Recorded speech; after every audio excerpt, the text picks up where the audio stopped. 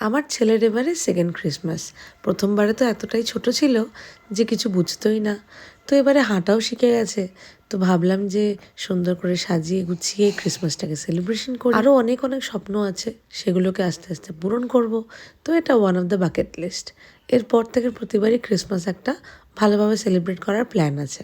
তবে এবারে সময় বড্ড কম, আর শপিং করতে এসে দেখি অনেক কিছুই বিক্রিবাট্টা হয়ে গেছে। তো যাই হোক, আগের দিনেই আমি ট্রি ফি সব কিনে নিয়ে গেছি। তো আজকে মনের মতন সেরকম কিছু পাচ্ছিলাম না। এখন আমরা ঠেরা সোশ্যাল মিডিয়া ইনফ্লুয়েন্সার, আমাদের সব কিছুই পিন্টারেস্ট পারফেক্ট লাগে। বাট সেরকম সব কিছু কি আর আমাদের দোকানে পাওয়া যায়? তো যাই হোক, যেটাই দেখছিলাম বলছিলাম এটা আছে কি না, বলছে হ্যাঁ এটা আছে, ওটা নেই, ওটা আছে, এটা নেই। বেশ কিছু শপিং করে বাড়ি ফেরার পরে ওর বাবাকে নিয়ে বাড়ি ফিরলাম।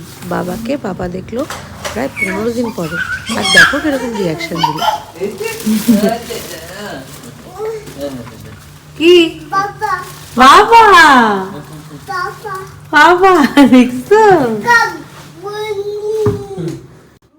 ওকে কিছুদিন আগে থেকেই শেখাচ্ছিলাম যে কোনটা বাবা কোনটা মা।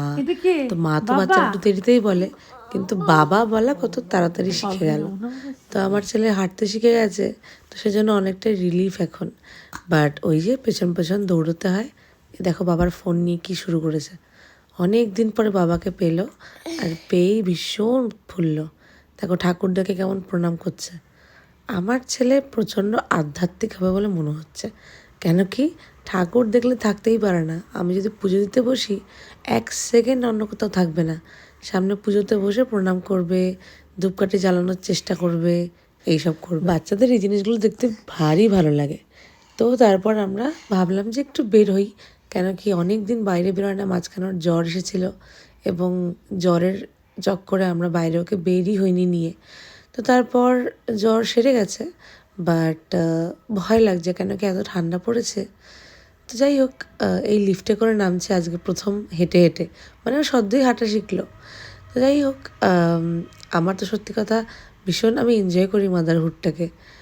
কেন কি এরকম তুত্তুর করে বাচ্চারা হেঁটে বেড়ায়, এই টাইমটা আর আসবে না। এরপর তো আরও ভালো মতন দৌড়লে তখন এই মজাটা আর থাকবে না। শিলিগুড়ি প্রতিবারই সেজে ওঠে ক্রিসমাসের আলোতে, ক্রিসমাসের সাজাওয়াটে। তো আমরাও বেরিয়েছিলাম একটুখানি রাস্তাঘাটের এই মানে সৌন্দর্য সাজাওয়াট দেখতে। তো টুকটাক একটু ঘুরে চলে এলাম।